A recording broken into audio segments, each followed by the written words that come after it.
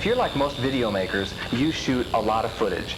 And while you may enjoy watching every raw second of it, most people aren't going to. That's what we're here to talk about today, is how to make your video footage worth watching with editing. Now, the basics of editing is locating the scenes that you like on your playback VCR and recording them on a record VCR. That's all there is to it. Once you do that, once you hook all the equipment together, you can use the playback and the record button on the two pieces of equipment. You can use remote control devices, or in some cases, there are some units that allow you to control two devices from one piece of hardware. But the first step is hook it all together. And all of us will come back to our homes with source footage that we got from our camcorder, and all camcorders have some way to get the video signal out of it. It's just a little trickier on some. Now, this is a best case scenario. This camcorder has actual audio and video output jacks right on it. Other camcorders, like this one, use a proprietary connector that you either have to have with you on the shoot or you bring it home. If this is lost or broken, you're out of luck, because this jack here has special connectors that you can't use with normal cables. And most companies don't agree together on any kind of standard there. So there's a few companies that works together and a few companies where it does not. Back to our more standard camcorder. Now, in this case, since it's a high-band stereo camcorder, we have left and right audio signals up here. We have a yellow jack for composite video output, and down here a special S-video connector. Now, because this is high 8, it has the S-video jack that allows you to have higher video quality if you're recording to a high-band VCR. We're going to go ahead and connect it with the standard composite output because that's what most people will be using. So it's as simple as taking your cables, which are usually color-coded exactly the same as the jacks on the camcorder, which is yellow, composite video, red, right audio, and white, left audio. Now, if you do decide to use the higher quality video signal, the S cable, you'd have to use this special kind of a connector. In that case, you certainly would want to disconnect the RCA yellow connector, which is the standard video connector. But in all cases, you do need to connect the audio cables. Now, in the back of the record VCR, you simply reverse the process and go to video input. There's our yellow composite video jack, red, right audio, white, left audio. And other than attaching a monitor, you're finished with the basic video connection. To connect the monitor, you take the audio and video outputs from your record VCR and connect yellow to the video input on your television. And if you have a stereo TV, you use white for the left audio and again red for the right audio. Now, if you have an older style television, you may not have any of these input jacks. In that case, you'll need to use the RF input. Every television has this RF input down here. It's used for plugging in an antenna or taking a cable signal. In this case, you simply plug the VHF cable into the back of the television and go to the VHF output on the record VCR. Then you see your video by tuning the TV to either channel 3 or channel 4. Now, the RF signal, or the radio frequency signal, has some shortcomings, and you really want to avoid at all costs using that to actually send the video signal that you're recording with. But for monitoring purposes, it's just fine. In fact, if you want to have a more advanced editing setup where you've got a monitor on your record VCR and a monitor on your playback VCR, in most cases you're forced to use an RF jack. In some new VCRs, there's actually 2 video outputs for the RCA connector. But that's the basics of how to hook it all up. It's been said that cinema, or in your case video making, is real life with all the boring parts edited out. And now that you know the basics of editing, you can pull out all those boring parts and your friends and family will thank you.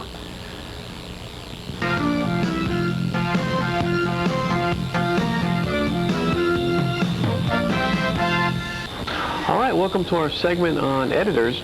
We're here with Dave Welton, one of our writers, and he's an instructor in video technology. Hi, Dave. Hi, Matt. Let's see, we're going to talk about editors, and I think that maybe the first thing is try to define what an editor is. I know that some manufacturers use the phrase editors to describe products that they sell, but there may be some doubt about whether or not they live up to the definition. So maybe you can talk about that a little bit. Okay, well the key thing is to think of editors as edit controllers, and the key emphasis is on the word control. What we want to be able to do is take over the operation of the VCRs and the camcorders, all the different things that are linked together for our edit system.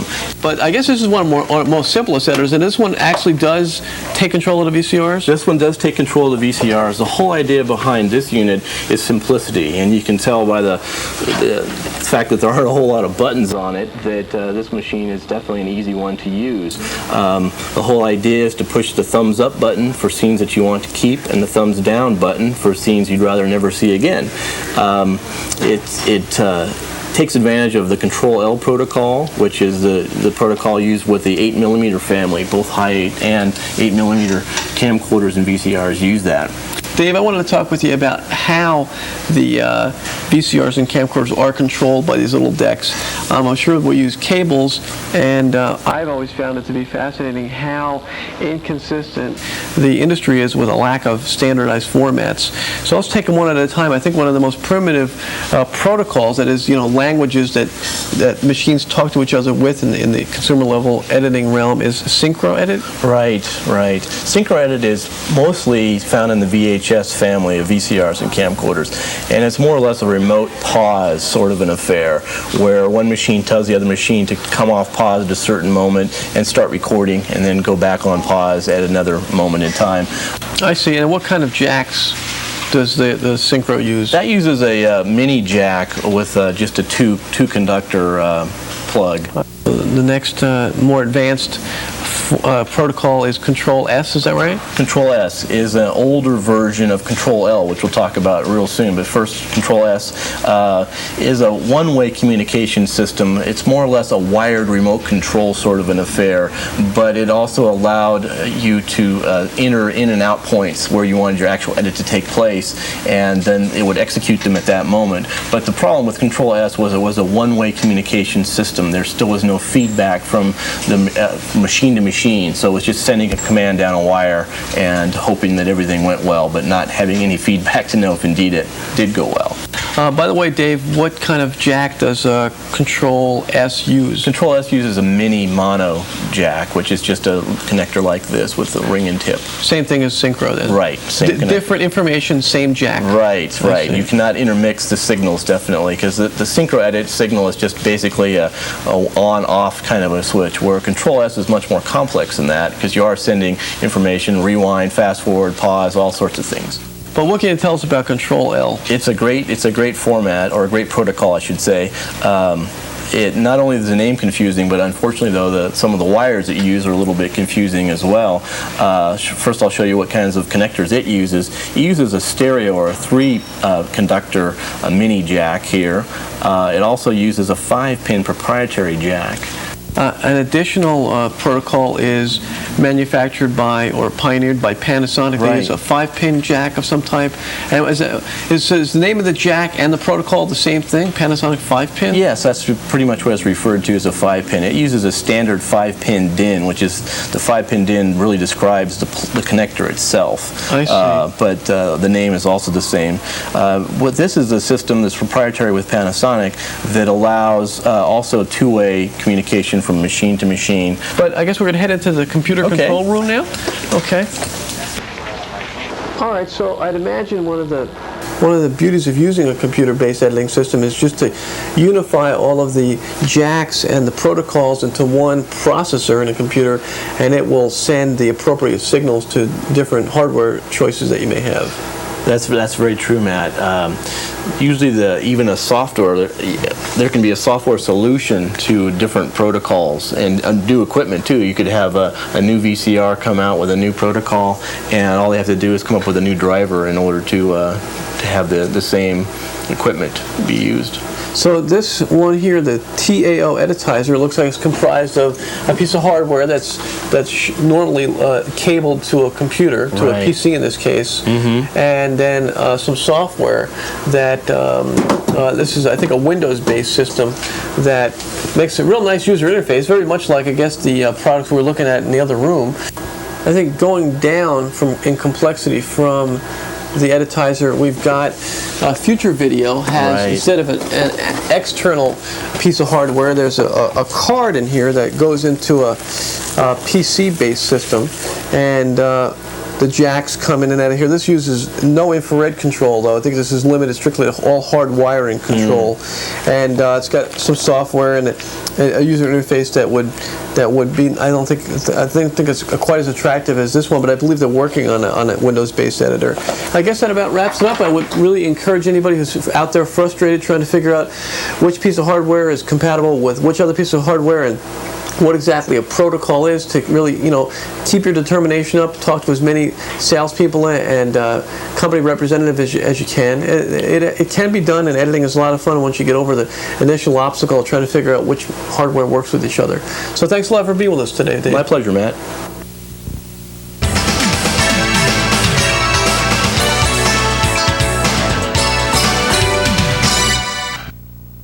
How about talking about the aesthetics of editing today? The aesthetics of editing. Sure thing. I'll sit down with you. One thing that I know most people who are in their beginning stages have to deal with is the infamous glitch, which due to new features like flying erase hits and all that has been diminished, but still, at the fundamental level of the aesthetics of editing, maybe you can describe for the folks at home the difference between types of edits, ones that lead to glitches and ones that don't. Sure. With VHS or SVHS video formats, you have to think about the control track, and it's a little bit like an electronic version of the sprockets that are on film. When you do what's called an assemble edit, you are laying down both new video information and new control track. If you get to the end of an edit, the control track ends. If your tape is playing through that section, it's going to, like you said, glitch because the control information is gone. The sprocket holes are gone. An insert edit, on the other hand, just replaces the video information and leaves the control track the same. I'll come right over here. Now, I'm going to play a little bit into this tape. Yeah, I don't know. Okay, now, I'm going to pause it right here, and what we're going to do is just go into the record mode from a camcorder we have set up just to our right. So when I hit pause here, this is actually being recorded onto the tape. I see. Okay, now I'm going to hit stop. This is simulating an assemble edit. I see. Now if we play this back, we're going to see the video, and at the end is the glitch that you spoke of. I see. Now, let me contrast that. Whoa, we still got more. Okay, so it was struggling to regain the sync because the control track was stopped. Okay, so if I hit stop here now and press play, you'll see that the end of that edit is clean because the control track was unaffected. There we go. I see. We came in and right back out again. I see. Insert versus assemble editing. Apart from the electrical characteristics of editing, you need to understand that there's kind of a grammar of edits. Certain edits over time have come to mean certain things. Now, the straight cut often just conveys a change of angle. It may not have anything to do with the change of location or a change of time. It's very common. It just tends to fly right by, and we don't even notice straight cut edits anymore. Another transition is called a dissolve, where one image is replaced by another. That can often convey a change of location and no change of time. Fade to black often conveys a passage of time. It can be anything from a few seconds to even years. You've seen a fade to black and a fade back to the image where it says, 20 years later or March 16th, 1993. So it can convey a passage of time. All right, how's it going, Lauren? Oh, hi.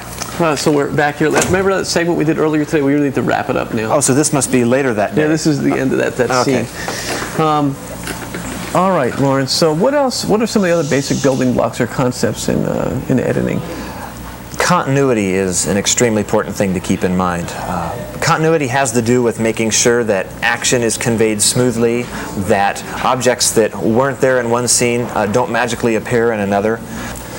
Well, why don't we go to a segment now that we'll produce, or that you'll produce, to demonstrate these things in a better way. Okay, yeah, we're going to show a few examples of how to keep continuity and pacing in mind when you're doing your editing. We're going to go ahead and do that now. There is a continuity problem with it, and I want to challenge our viewers to catch it. I'll give you a hint. Wardrobe. Okay, John, come on and follow me. We're on a quest. Okay, I'm going to step through the door here. Then we're going to come back and shoot a cutaway.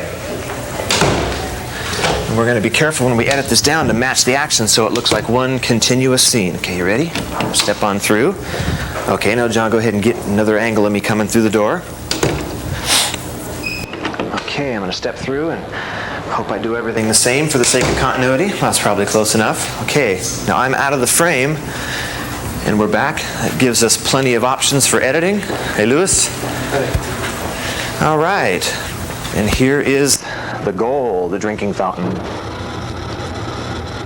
Okay, now we're going to get a close-up of my hands on the handle.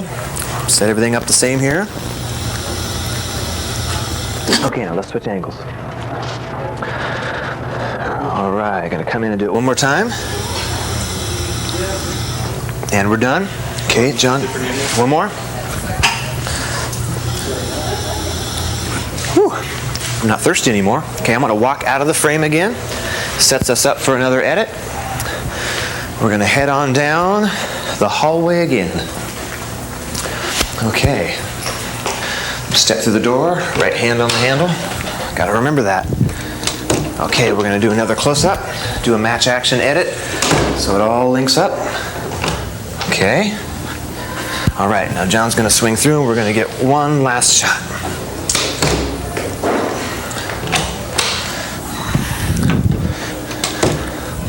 All right, almost back to the desk. And we're back. Now we're gonna edit that all together and see how it looks.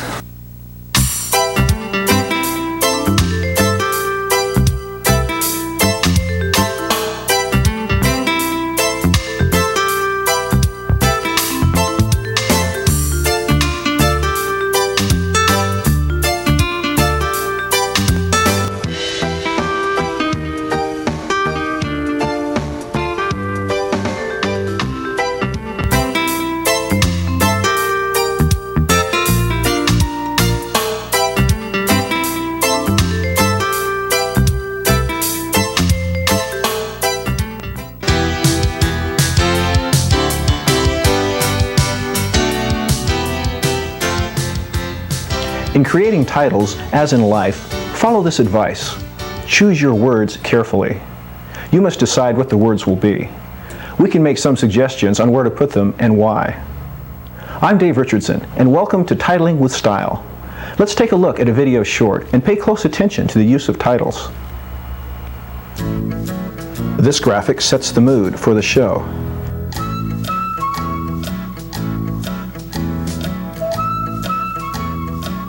Titles identify content. Obvious. During interviews, superimpose the person's name and title. Desire to be taken from the familiar surroundings. During another interview, a dog attempts to communicate with a viewer. Subtitles can be used to translate. If you have a location shot and there's no real way to identify the place, use a title to clear up the mystery. After the final dog has been napped, the show is over. Now it's time for the credits. These people worked hard and the viewer needs to know who they are. Decent graphics can be made without spending a lot of money. You can pick up press-on lettering from any art supply store. This method is labor-intensive because you not only have to rub each letter into place, you also need to apply the letters in a straight line. This is harder than it sounds. Have patience. If press-on sounds like too much work, try a laser printer. Most quick print shops feature lots of different type styles and can whip up a title in seconds.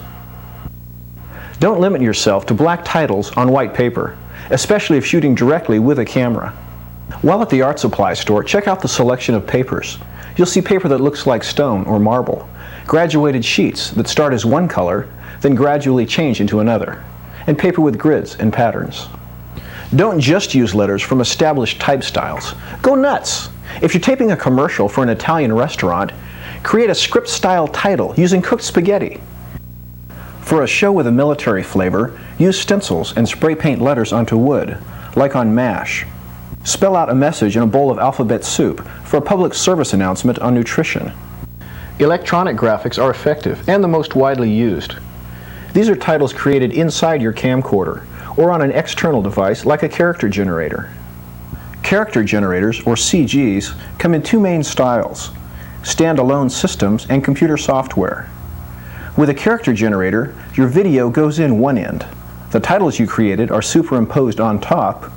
Then the video, complete with titles, comes out the other end. The character generator can make the text scroll or roll up the screen like end credits, crawl or move from side to side like ticker tape, dissolve in and out, and wipe on and off. Keep continuity in mind when using fonts. Don't use a dozen different type styles just because you have them. White letters on a black background, or vice versa, offers the highest contrast. Those same white letters would vanish if keyed over a picture of a light blue sky. You can wrap a black border around them or make them darker to regain the contrast. When composing titles for the screen, you need to think about aspect ratio and safe title areas. Because your screen is 3 units high by 4 units wide, your title shouldn't stray far from the aspect ratio of 3 to 4. You can assume that about 10% of what you see in the viewfinder will get lost by the time it gets to a monitor. This is called home cutoff. To be really safe, titles should only use the middle 80% of the screen. This safe area will keep the characters from bleeding off the edge. How long should titles remain on the screen? If you're identifying a person who's talking, or a super is conveying information you want the audience to read, then the title should stay on the screen long enough to read it out loud twice. Titles are a tool. When used properly, titles add another dimension to video, identifying speakers, reinforcing the audio, giving credit where credit is due. Titles can also be distracting or just plain ugly. And Dinwiddie, Delaware is no place for a dog to roam alone. But you already knew that.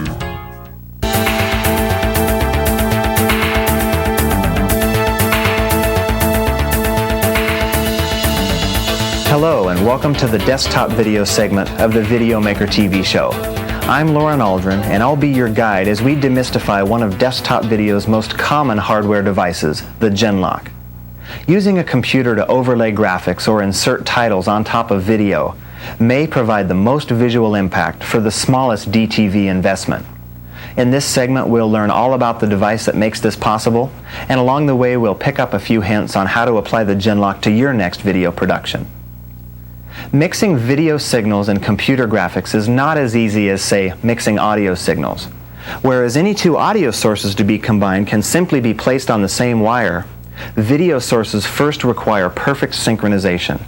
In other words, if one video source is conveying visual information from the middle of the screen or is instructing the electron beam to return invisibly to the top, any other video source to be combined with it must be at the exact same spot.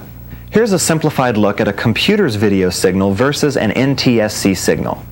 Not only are these two systems operating at different scan rates, the computer video in this example is non-interlaced. This means that the computer draws every scan line consecutively, whereas the NTSC system alternately scans every other line. To overlay computer graphics on video, the Genlock has to perform two very important tasks. The first we've already talked about, and that is synchronizing the computer's graphic output with the incoming video. This usually requires slowing down the computer's scan rate and converting its output to an interlaced signal. The only exception to this is the Amiga computer, whose output requires no such conversion. Second, the Genlock superimposes the graphic signal onto the video. Now this is where the magic occurs. The Genlock looks at each pixel before it's displayed. If that pixel is of a specific color, it's simply not written to the screen. Where pixels aren't displayed, the video source shines through. Titles or graphics not containing this special disappearing color will appear on top of the video when the signals are combined. In a nutshell, that's how all Genlocks operate. Where they differ is in areas of color accuracy, quality of the final output signal, how well they sync to a less than perfect video input, and the advanced features they offer.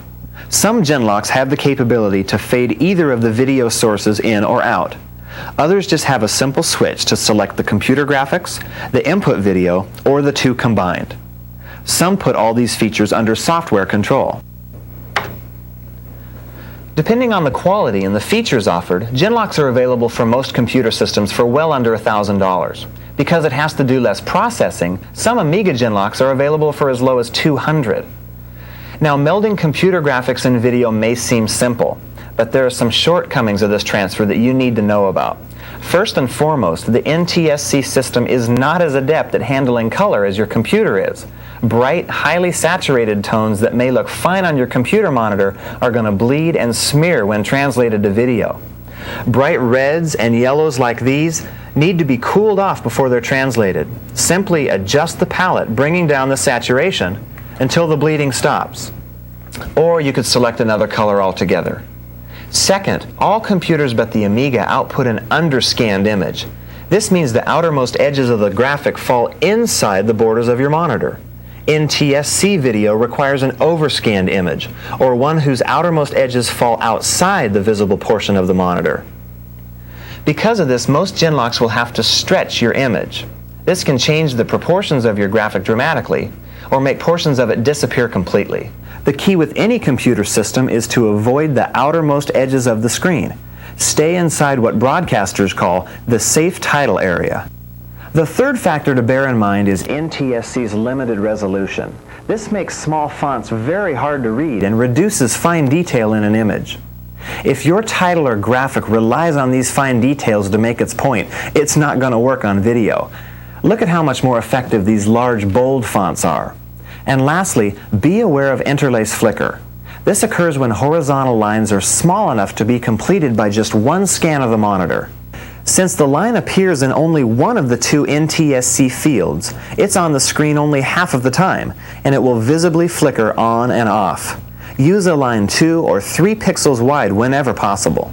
All these gremlins can be caught in their infancy if you make it a point to regularly monitor your work on a properly set up NTSC display or television. Consult it regularly for color choices, title placement, legibility, even interlace flicker. If you've already seen your work in its final form, there should be no surprises. Professional-looking titles, like anything else, take a lot of practice to get down. Remember that every time you turn on your television, you have an opportunity to see how the pros compose their titles. Turn on your television, watch, and learn.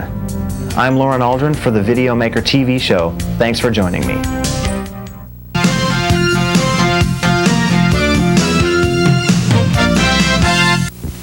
Hi, welcome to our segment on special effects generators, coming to you from the basement studios of Videomaker. We're here with Dave Welton. Hi, Matt. How's it going, Dave? Good. And we're going to talk about SEGs. These are devices that allow people to make professional level effects with relatively affordable products. Here's a couple of units here. This one's the bigger they are, usually the more bang you get for your buck, even though it has nothing to do with what goes on inside there. But maybe $400 up to $1,300, something like that. One of the first things that we're going to do, Dave's going to be the master here, is fade to black. Okay. Do at the end of a show and say, okay, goodbye. Or fade from black, saying, oh, here we are. We're here to open up a show for you. Also, now we've got, now that could be done in a camcorder, right, Dave? Could be done in the camcorder, but the beauty of this special effects generator, using it in post-production, is that we can do that effect after the shoot and determine exactly where we want it to happen. How can you demo with the special effects generator a basic dissolve where you go from one mix it slightly with another? There we go. This happens all the time. This shows passage of time, or sometimes meanwhile back at the ranch kind of effect. Now, one of my favorites, pioneered I think by the Flash Gordon movies I keep thinking about, is a wipe, where you have both video on there it is, the same time, on the same screen at the same time, where there's a vertical wipe. But also, there are so many different wipe patterns these days. There are, it's like man. Whatever you really want to do. There's a, I don't know what you would call that, but it's coming out of the bottom there. You can use circles and things like that, I guess. Reverse it. Or reverse. I guess, you know, there are interesting applications for such a thing, but that's your basic one there. What do you call this? Is picture in a picture? That's a picture in picture. Huh. Yes, it is. So there we go. I just reversed it. There's That'll us reverse up in it. the corner. That's kind of neat. A little bit more grainy, but boy, that's really Right. something. We can actually bounce ourselves around like that. It does lose a little resolution when you do that. Wow, look at that. That's really high tech, you know. Okay, now some of the MTO is a little smaller. we got one smaller? It happened by mistake, huh? Wow. Okay. Now let's go to an effect that you see a lot on MTV, which is a strobe effect. Where There we go. see, Madonna can do a lot more justice to that than we can, but you can kind of get the effect there. Now, how about still, where you actually just freeze it? See, we got Dave's finger just stuck on there. We're still moving, I can promise you that, but we're stuck there. We release that back to, oh, there we go. All right, that's kind of a neat one. How about, what do we got here? Mosaic. This is another one I think that is kind of like, I don't know. I don't really know why someone would want that, but if you want it, there it is. But you can, I think when you're trying to hide someone's identity, you know how to do that? Let's see if we can get that going, Matt. That takes a little bit more work to get all the buttons in the right position, but let's see if we can't. One thing I should mention is there's a lot of buttons on this machine, and sometimes plow through and try, huh? Okay, we're getting close. There we go. All right, now we want to just reverse that, so we want the strobe There we go. There we go. You can actually make it a little smaller, and you can say, "Oh, who's that guy there trying to learn how to run this thing? It must be Dave." There you go. But, and you can see you can change the size of the blocks in the mosaic pattern. I mean, what would life be at? Without being able to change the size of those blocks, right? Okay, let's move on to paint. This is another kind of MTV effect here, where we're painting inside. We're painting the just inside the circle. Let's turn the circle off, and so you can get the full screen effect. There we go. I see. So, I mean, I guess it looks better when there's more colorful things going on in the background, but there's different levels that I see. Now, there's also a keying effect that we can combine with that here. That's right. And there we go. Look at that. That's kind of neat. We can actually change the colors. We can change the color. Look at that yellow. Look at that. It would look kind of like a...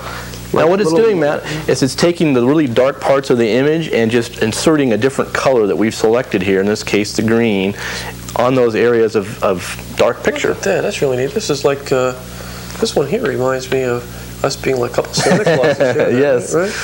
All right, now let's see. Any other effects we overlooked here at all? That covers the basics, I guess. I guess the key thing is to get out there and try it before you buy, because literature just doesn't cut it here. Because if you're going to try to spend that much money, you just can't really expect to know the product before you try it. So that's about it for our SEG segment. Thanks for being with us, Dave. Thank you, Matt.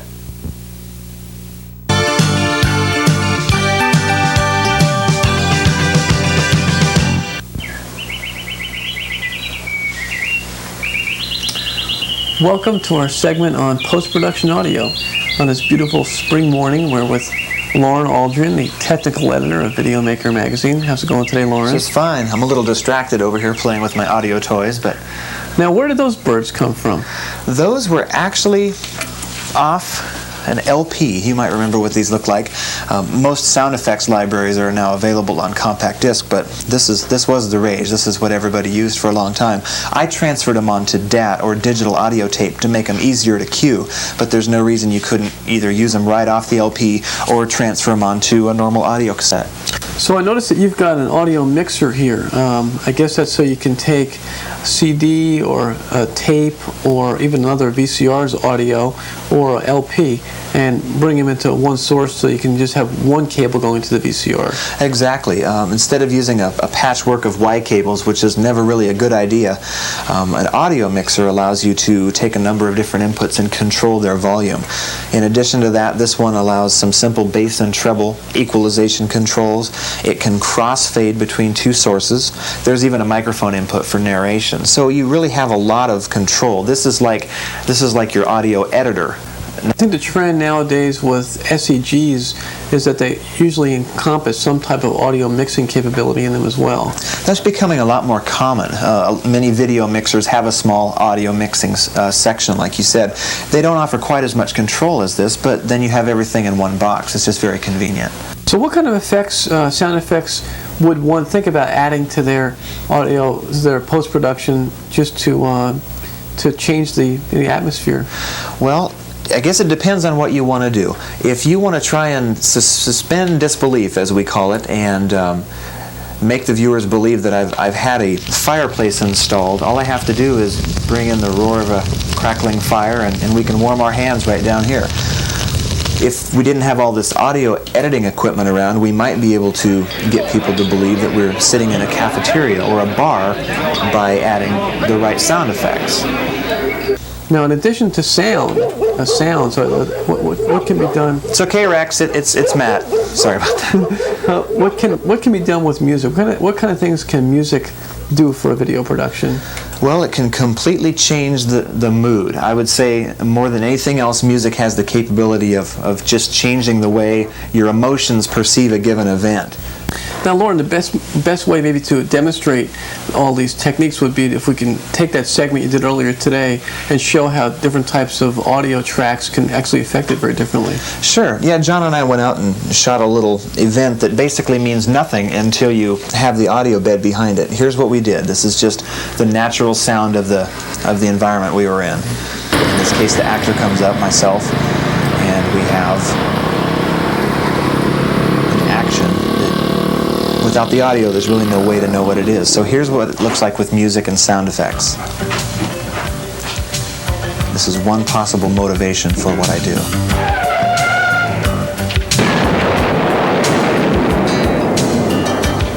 Running to grab the phone. So here's another way to interpret the same event.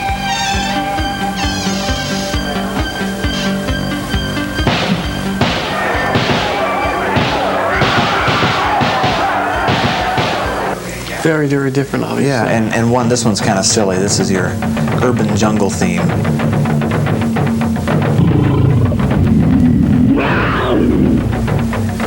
So with different audio and different music, you can completely change the whole effect of a given event.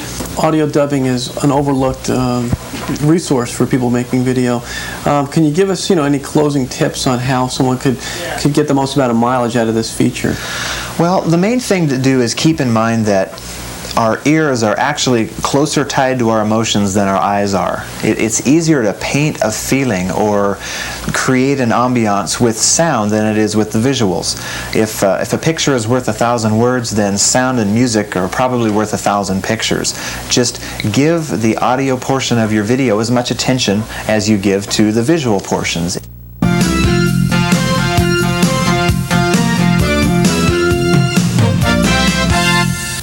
We're here to talk about the future of video. Now, there's no question technology is changing everything, but where is video headed?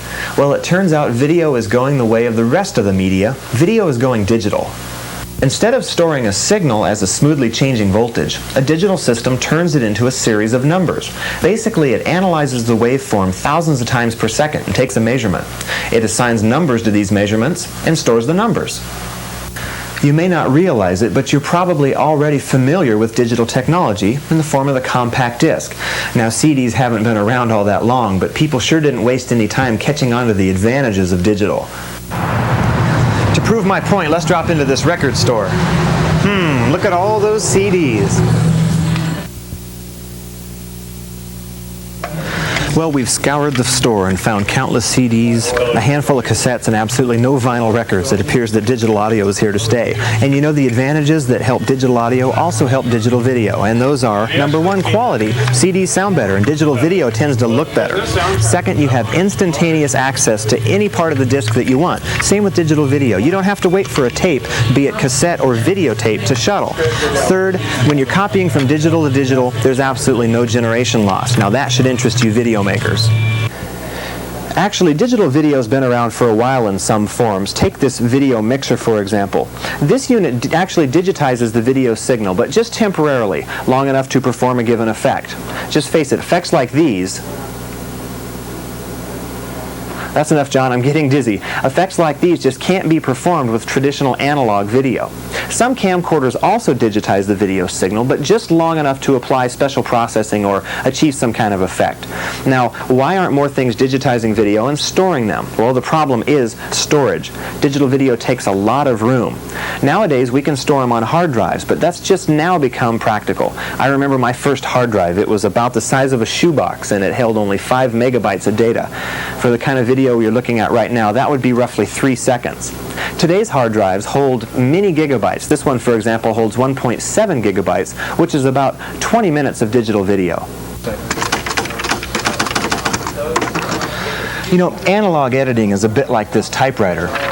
You only get to see your work when it's in its final form, and once you do, you really can't easily go back and change things. If I want to move a paragraph on this page, I'm out of luck. Digital video editing gives you the kind of cut and paste control you have with words and a word processor. Once you use a word processor to arrange your text, you'll never go back to a typewriter. And once digital video editing packages become as affordable as, say, this home computer, why analog editing is going to seem as archaic and clumsy as the old typewriter. So the greatest advantage of digital video comes when you're editing. With traditional analog tape-based editing, you're basically copying a scene from one VCR to another. You have to wait for the tapes to queue up to find the scene you want. It's basically a laborious process. Once you commit your scene to tape, it's kind of stuck there. Not so with digital editing. I've got all my scenes loaded on a hard drive, each one being represented by a picture icon or a PICON. To build my production, I simply drag a PICON onto what's called a timeline. I can resize it to change that scene's length.